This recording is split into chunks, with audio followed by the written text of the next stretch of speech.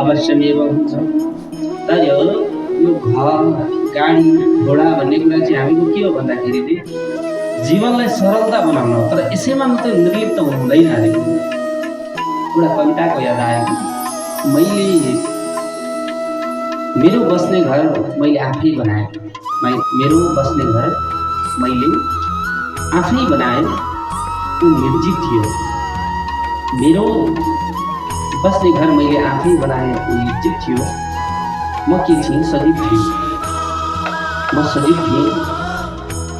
एक दिन उसले आफ्नै ढोकाबाट निर्जीव बनाएर मलाई नै निकाल्यो। एक दिन उसले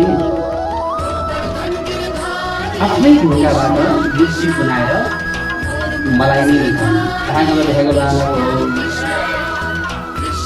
जीवन भनेको पनि यस्तै हो।